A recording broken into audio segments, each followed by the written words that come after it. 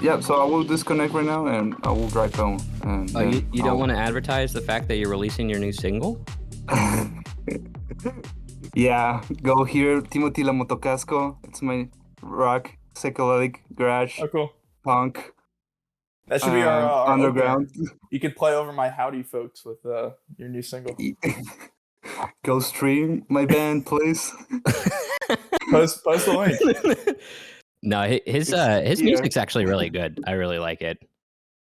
But Thank you.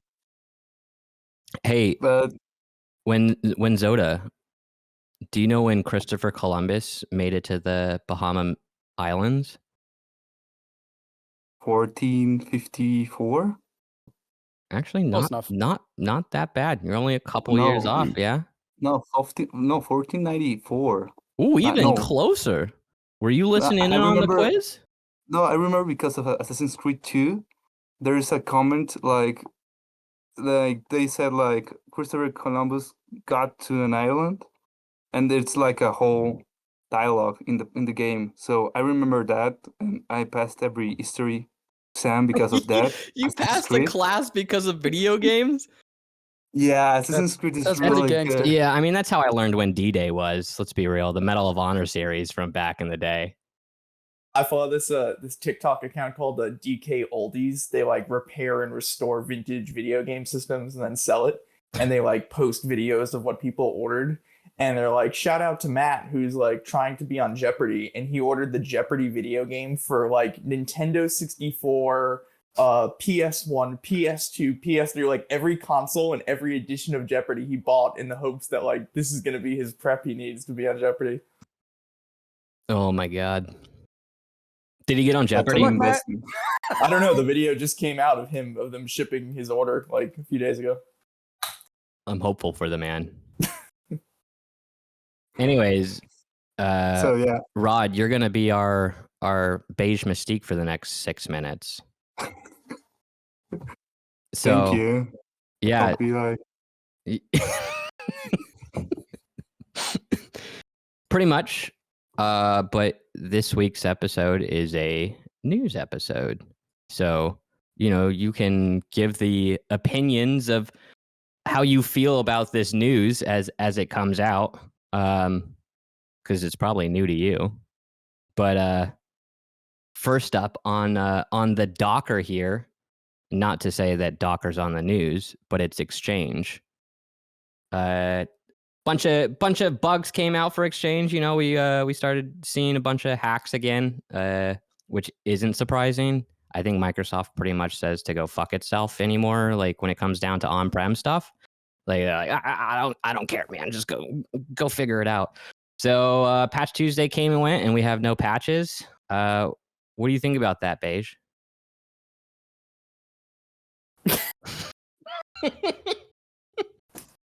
Yeah. The hackers. Yeah, hackers bad. Yeah, the hackers bad. What do you think about then Bobby, Alex, and I? I mean, you edit our videos. Like, do you feel like we're bad people? No. I feel like you're really cool guys. I like working with you. I would like to get paid like. You can't tell. Me too, big guy. Yeah, you can't tell our viewers that. You hear Please pay me. Word to our sponsors. We would like to. Go to get my GoFundMe. Pay the editor. Pay the ed. Wouldn't that be a great GoFundMe? People are gonna be like, "What editor?" Like, but no, like on a real note, right? Like, Exchange did not include, or Microsoft didn't include any mitigations for the ProxyNotShell flaw that's found in Exchange servers. Which I don't know, it seems kind of like a big miss. They don't patch Bobby's thing. Now they're not patching Exchange. Like, I feel like this is not a good look for Microsoft right now. Interestingly enough, Microsoft doesn't. Go ahead. No, go ahead. Ooh. I was going to say, Microsoft doesn't need to look good. Okay, fair. They're so huge and so ubiquitous, and you don't have another option. They don't need to look good. That's what they say in their marketing meetings. We don't need to look good. Yeah. What are they gonna do? Use Linux?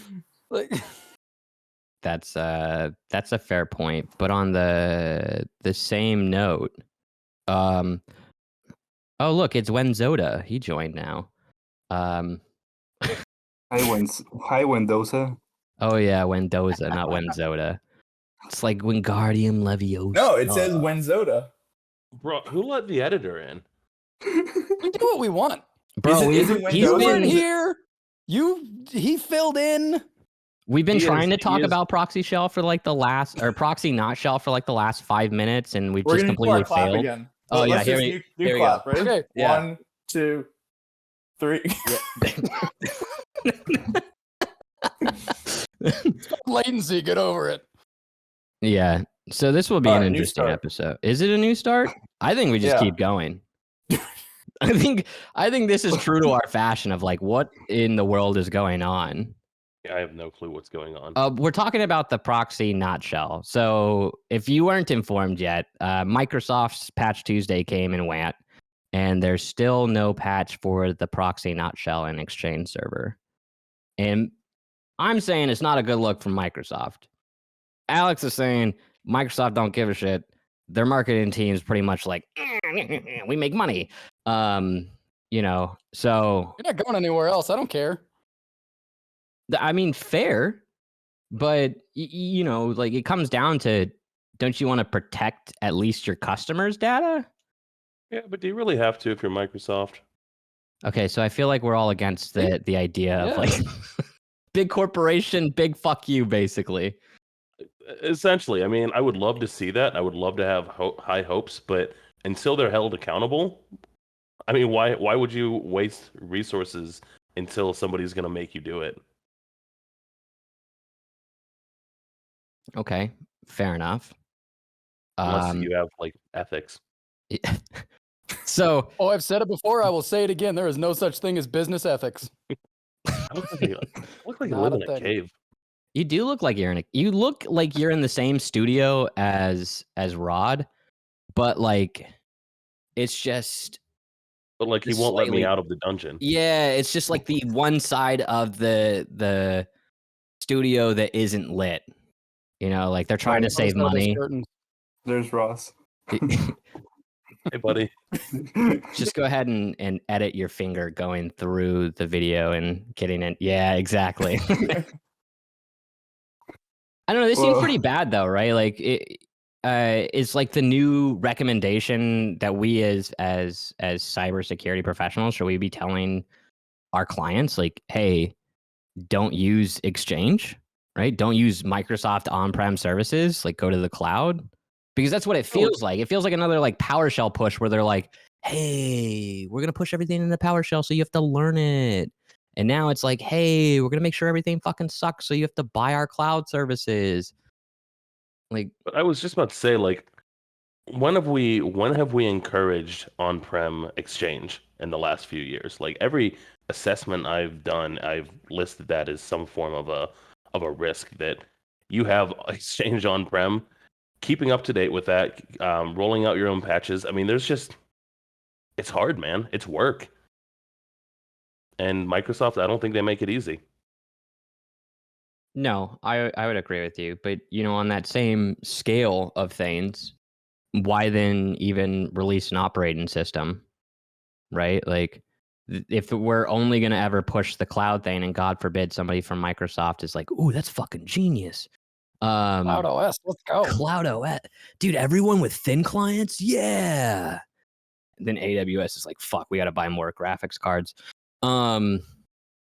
Yeah, like, you know, you look at it from a perspective of patching, sure, it's not anymore in the hands of the individual, but even then, like any other cloud service like that's deployed through Azure, you still have to patch. Like they don't send the patch automatically.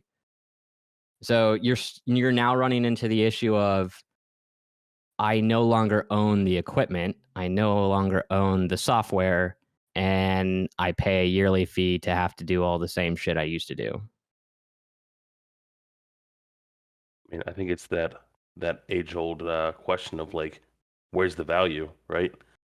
And you have to do a lot of the same things, but you potentially limit the risk. I'm not saying that you always limit it, but potentially you do. Yeah. I guess that's sort of fair, right? Like, And I I will never make the argument that just because you've moved to the cloud, you're secure, and that's not what I'm trying to get across. But it's that risk versus reward, right?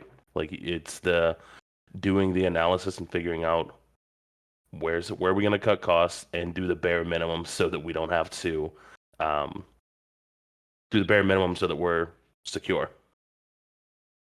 that just sounds like a compliance framework. Oh, that hurts. Yeah, I mean, I don't know. I think Microsoft's been really well, done well in the past when it comes down to high vulnerabilities, right? Like when we saw the release of Eternal Blue, which is that SMB corruption. Like the next day there was a patch, and granted, when Eternal Blue dropped, it was like WannaCry like knocked off 230,000 hosts, but this still has a pretty high and significant CVE score.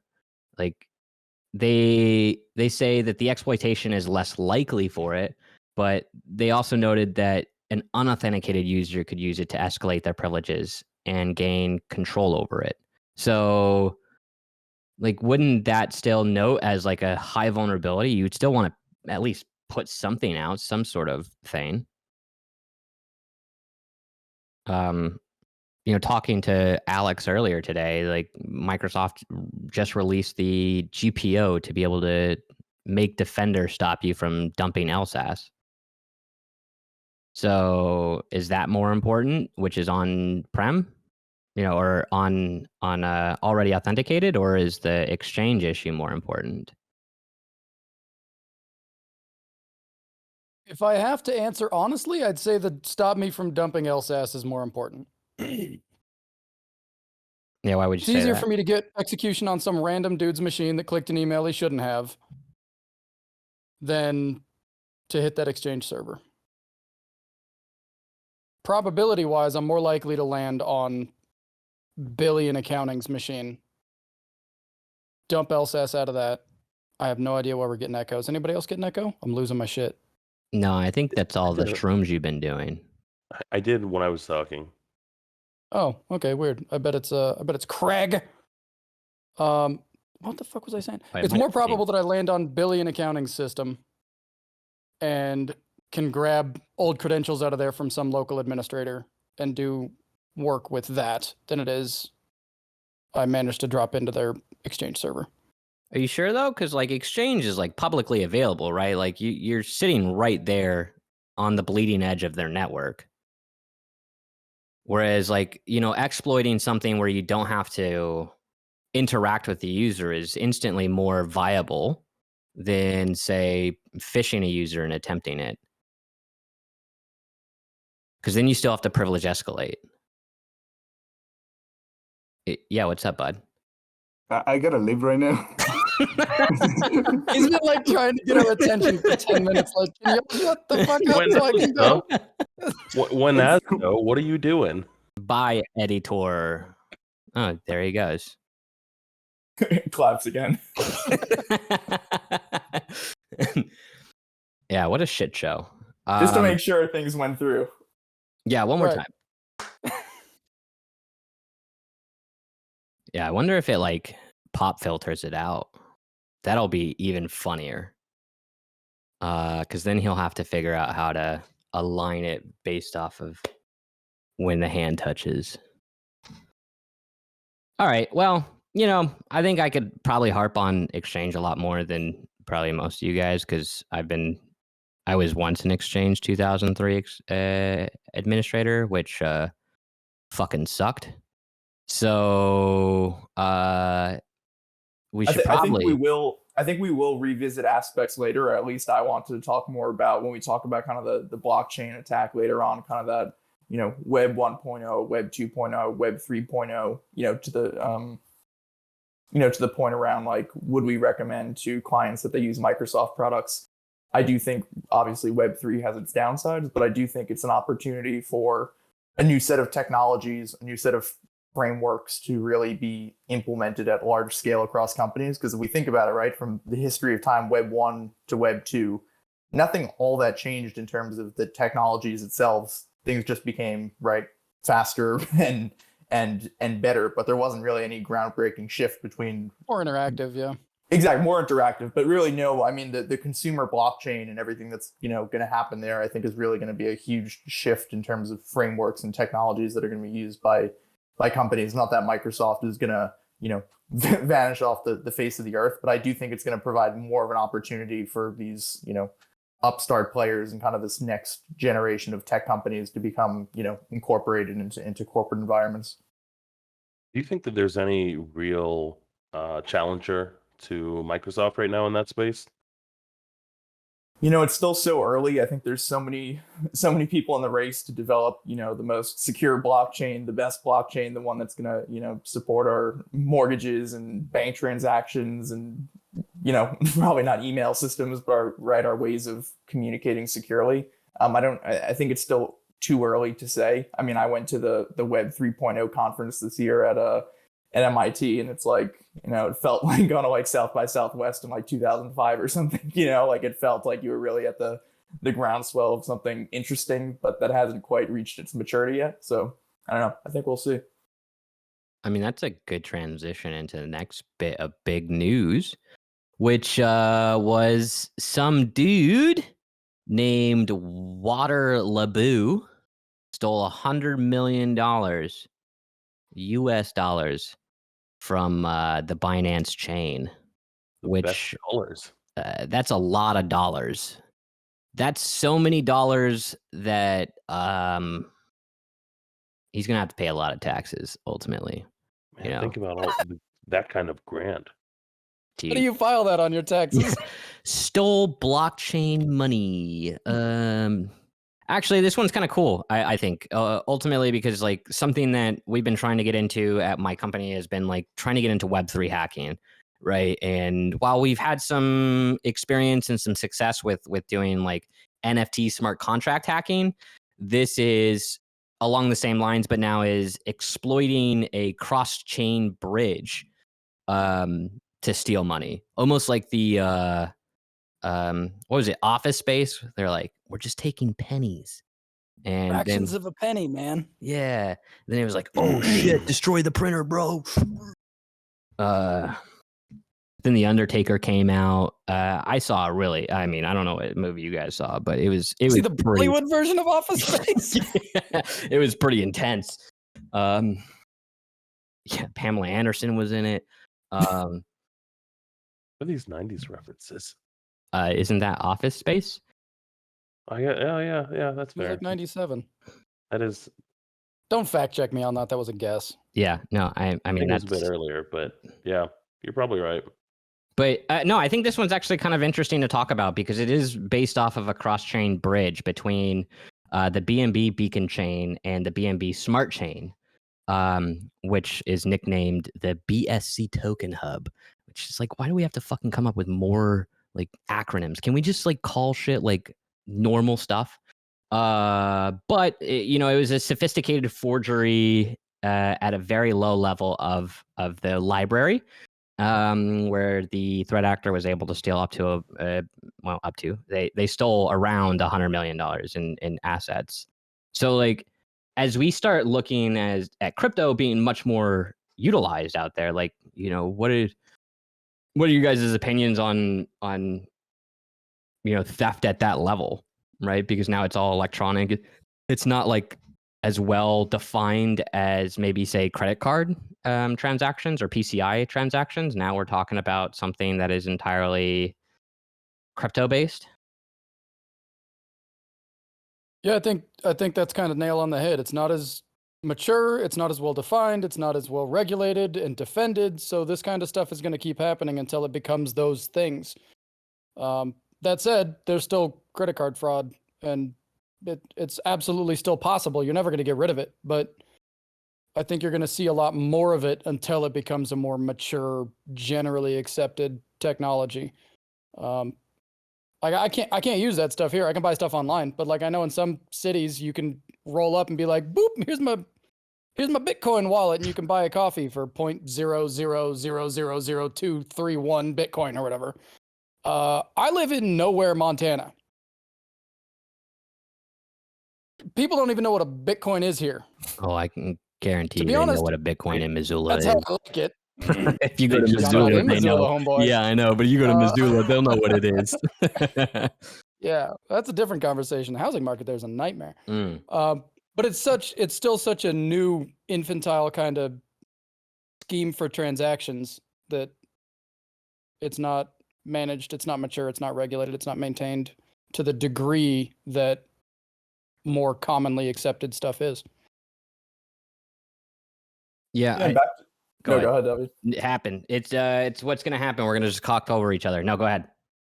No, I think, as we look back at like, Web 1 and Web 2, like, for example, the way bank wires work, right? Like all the banks got together at one point in time and were like, this is the system we're going to use to exchange money and communicate with each other, right? And that same sort of common meeting ground about system design doesn't work in Web 3, which is why it's becoming this fractured space, right? Of these like bridges, these insecure bridges that are, existing, because you might have secure technology A and B, but there's no way for them to talk to each other. And then sort of these patchwork solutions, these bridges are being built, which is, leading to these massive thefts, Yeah, and I think what's interesting here too is when we start looking at what is the next, crypto boom. Bitcoin is obviously a big thing because it was the OG, the original gorilla, if you want to call it that. And it made a lot of money, and then Ethereum came out, and it's doing pretty well, right? But then we have these small meme coins that fluctuate based off of what some celebrity does. I mean, take Dogecoin for example, right? Like, as much as people shit on Elon Musk, like Dogecoin is almost entirely dependent on that man's clout. And like, I own a shit ton of Dogecoin. So like, would it be awesome to see Elon get forced to buy Twitter? Yeah, I think it would be. For the fact that he's it's like shut up or nut up or shut up kind of thing, right? Like either buy it or don't. But on that same fact, like that would explode the price of Dogecoin. But then, okay, you're paying for things and services through Twitter on Dogecoin and whatnot. But now what does that look like when you try to transfer the money elsewhere? I think a really interesting statistic that I had saw from Chain Analysis back in August was they were estimating around $2 billion worth of cryptocurrency had been stolen across cross-chain bridges, basically from attacks on these bridges alone, which is, it accounts for about 69% of the total stolen funds in cryptocurrency. So just having these insecure bridges out there is enough to make it go up to being a $2 billion industry. Like, I mean, ransomware is pretty good, right? But if this starts to go in the direction that it's looking like it's going, and Google or Amazon isn't at the point where they can build a quantum computer in time to crack all encryption or modern encryption, is this the next bank fraud? Is this the next check fraud kind of thing? Well, the difficulty here is, the irreversibility of it, right? And also the difficulty in tracing it. I'm not sure if it already is the majority or is quickly becoming the majority of North Korea's like GDP is, blockchain and Bitcoin theft. And I think it's interesting over the coming years. I think it's going to become increasingly part of our lives in terms of the blockchain being tied to a physical asset. So whether that be a sports ticket of ours, a one-time mortgage transaction, right? Like these things, it's helpful to have that physical asset. But when we're dealing sort of in this ether of bridges and Dogecoins and, what have you, and that isn't tied back to a physical asset and doesn't have a centralized authority, where does, regulation and responsibility come in terms of, tracking down bad actors or trying to reverse and, cryptographically irreversible transaction, right? It's very much different than your typical credit card where you have, SEC regulations and consumer protections and sort of all these other mechanisms in place where it is easily reversible and it's, very traceable as well. Yeah, I think you bring up a good point, and I want to kind of pick your guys' brains about this as well. Tying crypto to physical assets, right? Like Bobby and I, when I was up in Boston, we were talking about the certifications. Getting a certification and putting it on the blockchain is phenomenal. It's great because then we don't have to do this hoops and loops of going, do you really have that cert? Like, let me go email CompTIA. I'm not going to ever email CompTIA. I don't like them enough. But would it be helpful? Sure. But when we start talking about monetary value, like mortgages and whatnot, do we need to regulate that market for physical objects so that if there is some sort of cross bridge, like, hey, Wells Fargo has their own blockchain and now you're going to refinance this mortgage, a Bank of America, they have their own blockchain as well. Like now we have to transfer the bridge. If we tie all our ownership to a cryptographic item, right, being that mortgage, what happens if somebody steals it? Is the theft now, is the ownership on them? How do we prove that the ownership is on the individual putting it out? What are your guys' thoughts on that? I think the only reason we haven't moved to that is because of that. Explain. Yeah, that's a lot of that. Yeah, the only reason that, and this is likely dumb, but the only reason that our banking industry hasn't moved more into that is because there is still the potential of those issues. And if somebody else rolls up to my house, rural Montana, and goes, oh, this is my house, it's on the blockchain, that person's ending up in the yard. I'm sorry, I just built this place. It's mine. And if you have the proof that says it's yours, and it's irreversible and we can't fix it, no. There's no way around that. So the only thing that's prevented, in my opinion, a lot of these bigger banking industries from moving to that type of record keeping are those issues that we've just talked about. Yeah, I think that's fair. So, I mean, it seems like we are becoming much more of an electronic world, regardless if we want to change or not, right? Like some things we should probably still keep in paper.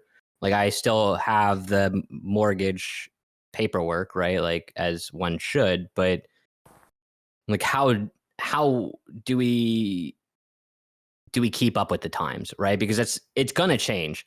You have too many startups that are coming up with these ridiculously dumb ideas, which will make them a shit ton of money at the time, but it's not with the idea of security in mind, right? It's more of the idea with security at the end of mind. That's why we have SOC 2, in my opinion. That and CPA firms wanted to make more money. So I guess money is the root of all of this shit. I don't know. I think it's... What? It all comes back to cash. Yeah. And old boy got away with 100 million of it.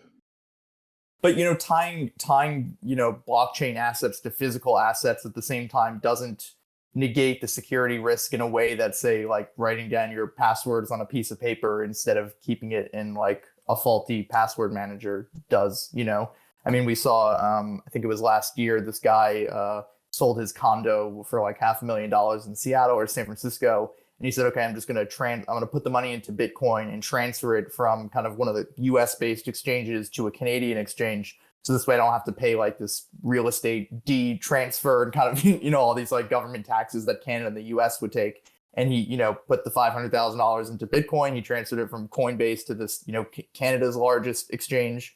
Then he said, okay, I'm going to go ahead and withdraw it. He clicked withdraw and it just spun around. And it turns out that the, founder of Canada's largest cryptocurrency exchange, basically was just siphoning off the funds into his own account and was spending it all. So as soon as he clicked deposit, that money was poof gone, right? So that was, tied to a physical asset. It was a sale on the blockchain, but, due to, lack of, I guess, corporate responsibility or insecure protocols or, whatever you chalk it up to, now that money's gone. So it's something I think we're going to have to keep an eye on over the years to come for sure. Dude, why are we only emulated criminals? We're gonna have to cut this part. Plausible deniability for later.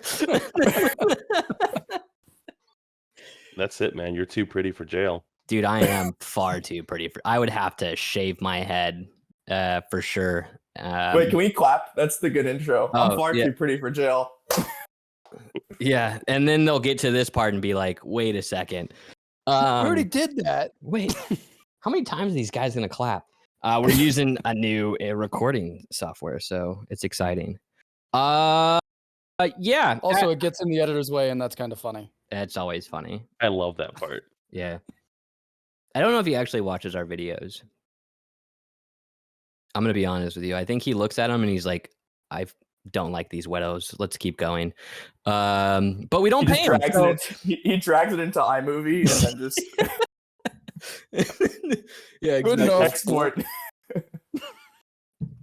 Good enough. Nah, Rod's awesome. He's a funny dude.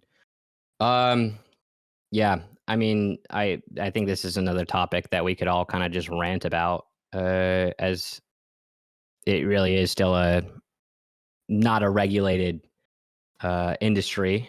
There's plenty of opportunity for abuse. But none of this. Oh, wait, what? What did you see? Did you order a new batch of phones? Got beat with 1 second left. Oh, son of a bitch. I had it.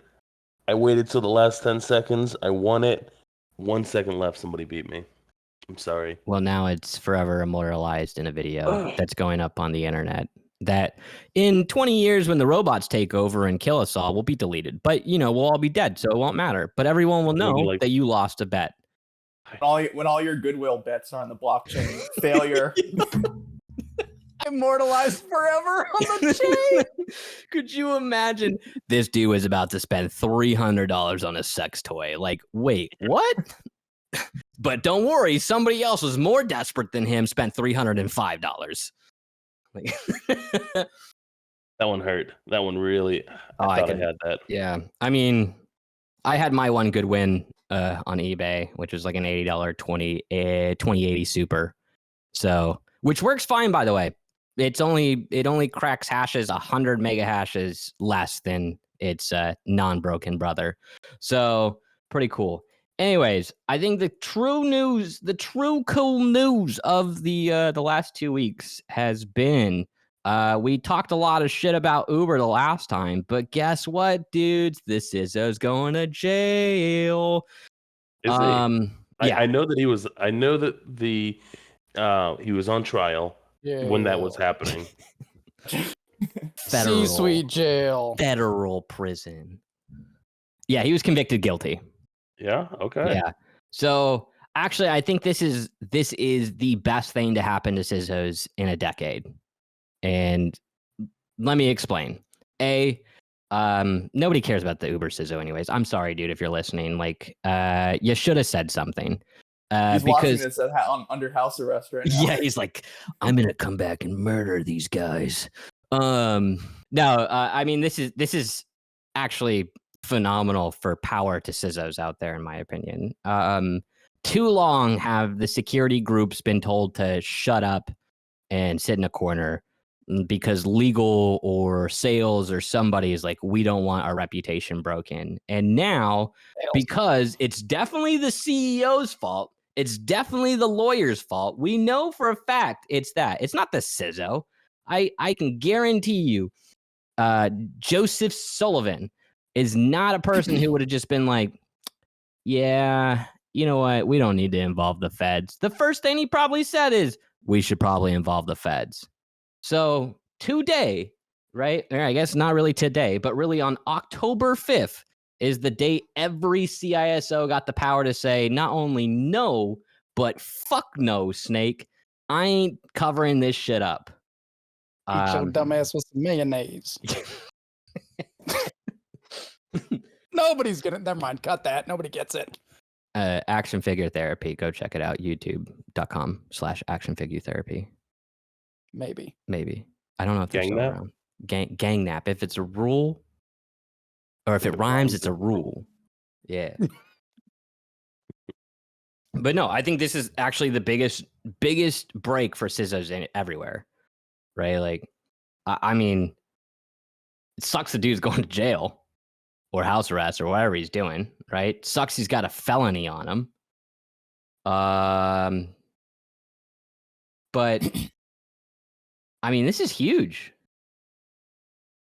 Yeah, I have a lot of thoughts on this whole story. If you read the Justice Department brief, it's really interesting to kind of see the case that they, built. I think there were a lot of misconceptions that like, oh, he didn't handle the breach properly, so he's going to prison. But it was like a very clear pattern of deceiving the FTC, who was already doing an investigation. There was a pattern of deception when the new kind of Uber leadership came in, and he lied about the breach to them and edited previous drafts of emails to change the amount of ransom that was paid and removed mentions of the fact that consumer data was involved. And this guy was a federal prosecutor who specialized in cybersecurity and cyber law. So the excuse that like, oh, he didn't know better, or, oh, this, all came about by mistake and he was just trying to please, person X, Y, and Z. Like, it was over a year's period, a clear pattern of he is very knowledgeable and skilled in this area. He took repeated steps to conceal it from federal investigators like himself and from his own board and leadership. So it's just, kind of, in my eyes, no question that, like, he should be going to jail. And these actions were pretty egregious, because I think there was a lot of talk around like, oh, this is a bad look for CSOs, and people aren't going to want to become CSOs because look what happens if you try and handle a breach. Somehow you're going to end up in prison, and like that, I don't think look should what be happens when you break the law. Yeah, exactly. Yeah, This is not a byproduct of a CISO trying to fix a brief and somehow he just, miraculously ends up in prison. That's not really the case that the Justice Department built, and that's really not the reason why he's going to prison, Yeah, it sounds like it was very intentional deceit and fraud. Like, there's no, you couldn't even say like willful ignorance. That was just outright trying to be deceptive. For sure. And I think it was an interesting power dynamic as well. And I'm not sure the same thing would happen today. He had this background as being a prosecutor and being an expert in this field. He was working at a company whose single goal was acquire writers and gain enough funding to get to the next fundraising round, right? So like when he emails Travis Kalanick, like, hey, this breach occurred, like Travis Kalanick is focused on one thing, which is we need to get enough funding to make it to our series D, E, F, G, so on, so we can go public, right? And I'm not sure, in the current economic climate, if that type of dynamic is going to exist anymore, where the sole focus is on fundraising. I do think there's going to be an increased focus by tech companies to focus on compliance, security, not just growth at any cost, but actually like building a real profitable company that has the legs to succeed. And I think this is a good warning shot for other tech companies out there that are in the process of growing about how security needs to be integrated from the start. And it can't be this afterthought after, acquiring a certain number of daily active users, right? Or a certain number of dollars in that round. What makes you think that compliance and taking security as seriously is going to be more of the forefront of these organizations' mind than acquiring the funding? I think that, previously as these, Ubers and Facebooks were being built, like their brand was based on how many people do we have using this platform, and things like privacy and consumer data and all these things. Like these were not only not on the forefront, like not even part of any thought of the minds of the consumers using these platforms, right? And I think over the past few years, with these breaches in the news, with these hacks in the news, which, with people's passwords, being used and stolen, and social security cards, I think the general public is much more knowledgeable about their cyber hygiene and about their, what risk cyber poses to them in their lives. Where I think it's a worse look for companies today to have consumer data, fall into the hands of a hacker than it might have been to Uber consumers, 5-10 years ago. So I think that companies still care about the money first and foremost, but I think if they don't account for security early on in their growth and they're not focused on these things like compliance and incident response and all these other things, it's going to lead to more breaches and more issues, which is going to affect the number of daily active users they have, right? And I think consumers have more power to choose now in terms of which platforms they choose and where they put their passwords and where they put their data than they did a few years ago. I mean, I think that's fair, right? Do they care more now than they did a few years ago? Are you talking about the organization or the consumer? No, I'm talking about the consumers, just the regular Joe down the road. Does he care more now? And is he more aware of things like Uber breaches? See, I would argue no. Than 5 years ago, because I don't think they are. I don't think they care. I think these upstart companies and these guys that are just coming up now that we would hope would put more of a focus on privacy, because some people care, don't really have to, because we don't matter. We are the minority of people who care what's going on with our data. Whereas most people are like, dope, cheap ride to the airport. Yeah, but they're looking at it like, a lot of these companies look at it as like, okay, what if, right? Like they look at it as worst case scenario, and that's why they hide it. Like Target was not upfront about their many of different breaches, despite being probably the most shit on company in retail. They're not upfront about it. But you're right. Like the end consumer, because I had just did a talk about this at B-Side Charlotte. It was like 63% of Americans have never checked to see if they've been a part of a breach or something like that, right? That's over half of our population is still like, fuck it. It's lower than I'd expect, actually. Yeah, I mean, it may be higher, but I've been drinking a whole bottle of sake while we've been doing this, so I'm kind of forgetful. But no, I think you're right, though. Like the consumer, the everyday Joe, is not as in tune with what is going on in the world, right? I think this with Uber sending their CSO or CISO, or he's the CSO, right? The chief security officer. I don't think he was the CISO, though he was functioning in a CISO role. Yeah, I'm not sure about his exact title. Let me look. Yeah, Department of Justice puts it as the CSO, not the CISO. Yeah. But in the whole ordeal, right, it sounds like the CISO would have been either him or reporting to him. So he would have been the top dog at the board. But even then, right, like this will make the news. This has made the news, right? Like ABC and CNN and maybe even Fox News all talking shit. But past that, like how many times do you actually see any actual breach make the news? Or when it does, like how often do you really like feel like it impacts? I think the last number I saw was 30% of people would stop going to that provider based off of a hack happened during that year. But like 30% of their current customer base is sort of significant, but really not, especially when you're talking billions and billions of dollars of revenue every year. Yeah. I think of one of the major debatable breaches, the disclosure of PHI, will say, for one of the major healthcare systems that happened this year. And I don't imagine anybody really leaving over this. It was major news. It's going up through even to Congress right now. And I don't see there being any level of the court of public opinion holding this organization accountable. Now, obviously, when you're talking about healthcare, you have HIPAA, but if you're just a generic publicly traded company, you've got SEC, but apart from that, there's no federally mandated data privacy law. So if the court of public opinion is not going to hold you accountable, and there's no federal data privacy standard, where's the incentive to protect your consumers' data if they're not even going to hold you accountable? They're not. No, go ahead.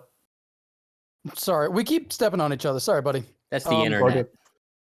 That's how things work. This was over the blockchain. None of this would be happening.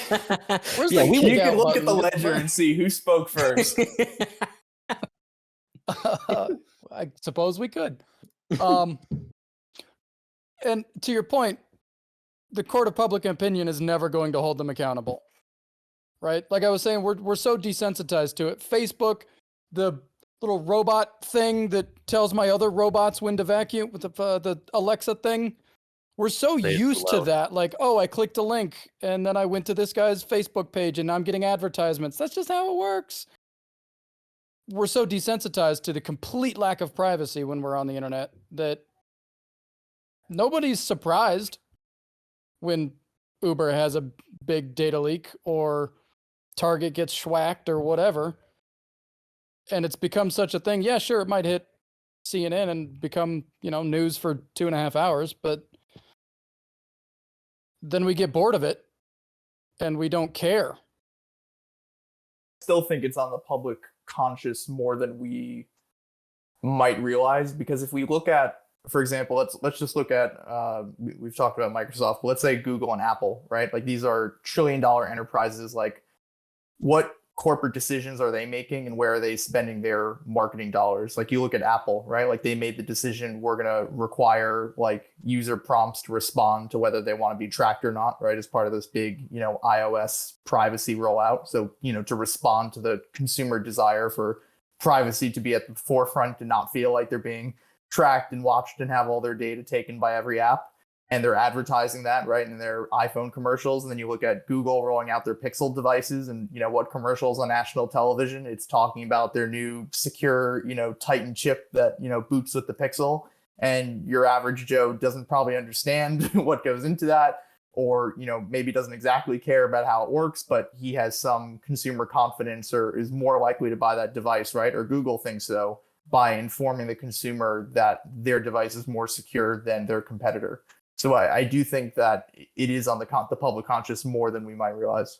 I think though on that level, it's more so what is the government looking into, right? Like the one thing that I'd like to point out now, because most people probably don't realize this, because Apple says that they won't let third-party providers track your data, which is true.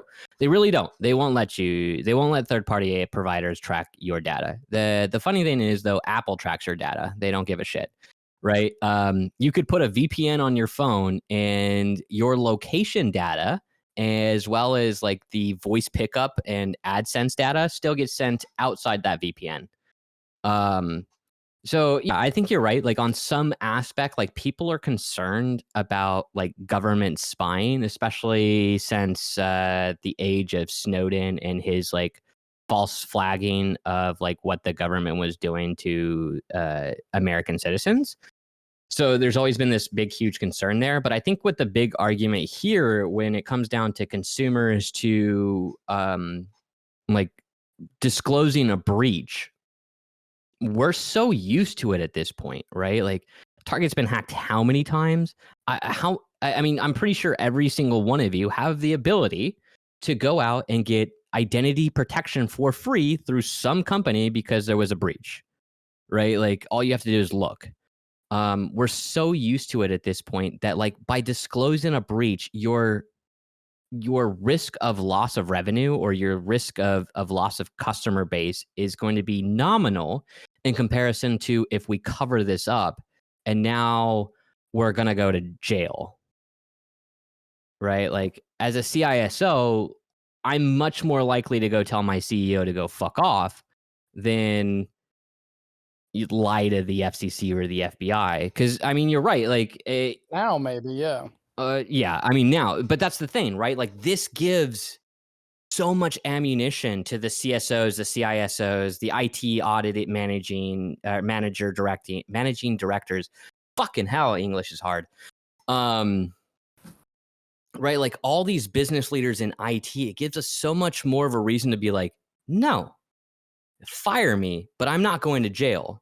right? And if they fire you, then it's wrongful firing because you're doing something that's legally obligated for you, and then you get more money from the company. So it's like it's Please given us, fire me. yeah, please. I hate working. No, I really like that's my one job. of those things that was so unusual about the story, because people saw the headline and saw, Uber CSO fired for concealing the breach. And if you didn't read the article, one might assume that the CEO and board was breathing down his neck to, cover this up because they didn't want, the word getting out. But really, the CSO or CSO himself was in the driver's seat, which is kind of a weird thing to think about, I mean, yeah, The mutinous. it's definitely how it's framed by the Justice Department. I personally still believe that legal and the board was pressuring on that side, but they're a lot harder to prove that they're conspiracy inside this crime than just say the CISO who was, actively communicating with the FCC, and then the next thing you know, they paid $100,000 to some hackers 3 days later, right? Like, I think it's harder to prove on that, Sven. If we go by the facts of what is out there, definitely the CSO, our boy, he definitely, shout out to our follower. Yeah, shout out to our guy in jail listening to us talk shit about arrest guy. Yeah. yeah.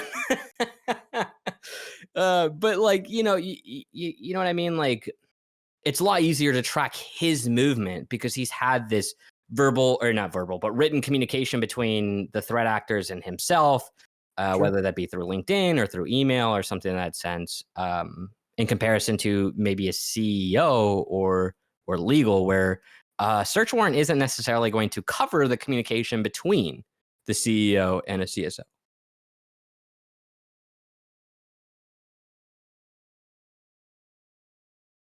I had to burp halfway in between. I'm not going to start drinking until you guys start speaking. Do you think overall this has a positive impact on the industry and those who are dreaming about or thinking about becoming CSOs in their career line? I mean, I still want to be a CISO one day, right? I would love to be a CISO or a CSO or a CEO, because ultimately I just have this fantasy of telling CEOs to go fuck off. No, I mean, in reality, like, I think that technical leadership from people like ourselves who understand this at a very intricate level is super important when it comes down to CISOs and CSOs, especially red teamers being in the CSO position, right?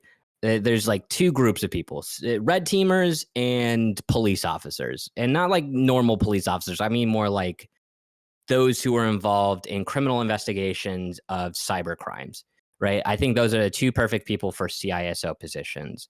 And I think that when we look at this from an officer perspective, like, you would think like they would have higher morals and all that jazz, though. If you look at the United States, that may not necessarily be true. We won't get too much into that. But for the other channel. Yeah, that's for the we're super far left, fuck the right kind of. No, I think that this is actually a call to arms for good technical leadership, right? If anything is to be said here, when it comes down to how we should be looking at the CISO position and how people are supposed to get to that level, it should be a call to arms to having a very strong understanding of the gray line, right? Alex and I can both tell you, or anybody out there from being on either side of that, like, what is legal and what is not, right? Like, yeah, we've definitely dancing along the thing the whole way to the mission, man. Yeah, danced along the. I mean, when you're in the government, you work for the government, like, that gray line is even more gray. It even gets even wider. But this is such a huge power play for us as professional cyber offensive security individuals or cyber law individuals, to where we can come out here and go, hey, fuck no, right? no way, Snake, am I going to hide this up. Like, we got breached. The law says we have to inform the FBI. We have to start paying our customers that for having identity protection or whatever it may be based off of the level of breach or information that we're storing. Like, this gives so much power to the CISO where it's like CEOs, COOs, CFOs, they can't say no. Because if they do, then they're going to end up like our boy here in jail.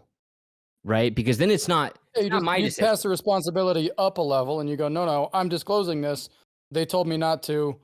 They have a problem. I did the right thing. I think you're right. It does empower the CIO or CISO and CSOs. That's hard to say for some Yeah, it's god-awful really reason. difficult. It just doesn't flow. It does empower them a lot to be like, nah, we're not doing that. I know what the board wants me to do, and I know what federal prison I'm going to end up in if I do it your way. So, nope. I think where I'm hesitant about all of this is in practice. I mean, I don't think the majority of CISOs or the majority of people in leadership think that this is going to become a national issue. They don't think it's going to get to that level if they can just keep it quiet. So a CISO that thinks he can cover it up is going to probably try to cover it up, even knowing now that there's the ammunition to do the right thing, and that in all actuality, if this were to come to light, he would have a case for a lawsuit. But I don't know. I think about people, and I think about the reality of I have a family to feed. My kids are going through college. I don't know. I don't know if in practice this will change anything. I would love for it to, but I'm skeptical. I agree. But at least the tools are available now. Yeah. Or more tools are available now. For those that are going to say, no, this isn't going to play, they have the capacity now to do that. Whereas before they would have been in a tougher spot. Yeah, there's a precedent set now. Yeah. So I mean, my hope is to see that, see people take advantage and be able to mark this as kind of a landmark case. That's why we're launching the Cyber Idiots v CISO service. If you're a small business,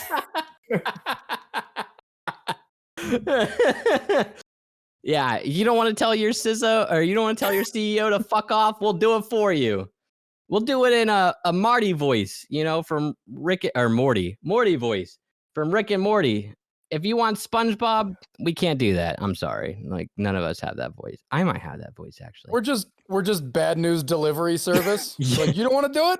I'll fucking do it. I don't give a shit. You want to break up with your fiance? We'll do it for you. Please don't call us. Actually, if you're going to pay us, pay our editor. He really needs it. No, actually, I think there's actually a really good quote here to end with, coming from the FBI that was in charge of this investigation. The statement is, the FBI and our government partners will not allow rogue technology company executives to put American consumers' personal information at risk for their own gain.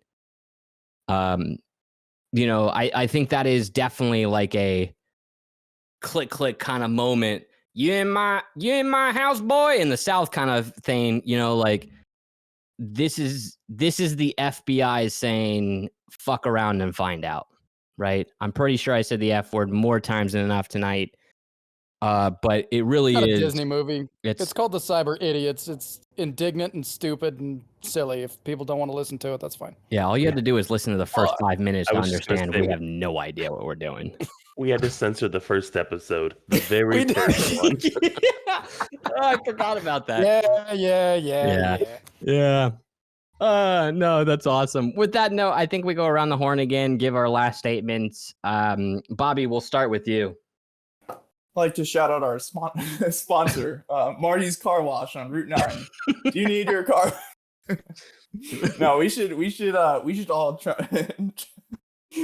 and find a sponsor for this thing. All right, good last moments. Beige.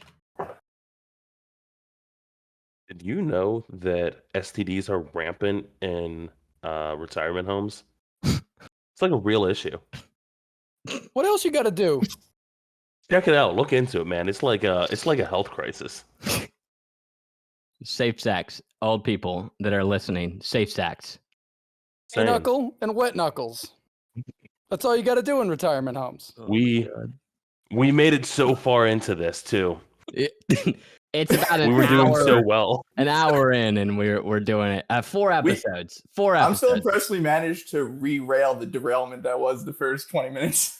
I mean, if anyone makes it past that, they're at least in for some good conversations. Alex, what do you got for us? I didn't prep any dumb stuff, man. I'm hoping that that we see some responsibility out of the C-suite dweebs. Be aware of your privacy, and when you end up in a retirement home, pay attention. Yeah. I guess on that same note, then I'd like to shout out our sponsor, Leon QZ from Discord. Thank you, Leon, for sending us $100 from the Dominican Republic. We much appreciate it. I know you haven't sent it yet, but we're expecting it now. Dude, I was like, wait, we got money? I'm so confused. I'm getting paid. It's gonna be raining cell phones everywhere. Yeah, I do think if we were to get a sponsor, I do think the town of Missoula and their tourism department, I think there's hope. Oh, yeah. We shouted them out this episode. Hey, Missoula, hit us up. Get us some Coca-Cola bottles full with vodka or tequila. That's the only way we'll accept it. Either way. Pretty sure there's a Coke processing plant over there, actually. Yeah. Look at that. It's pretty on point. Either way, don't go to Nairobi if you don't want AIDS. It's the AIDS capital of the world, just because we were talking about that earlier, as far as old people homes. But on that note, we're the cyber idiots. We love you. And don't tell your mom you watch this. Yeah, don't tell you. Yeah. Now we're just going to stare at you awkwardly for the next 30 seconds. Painful secret.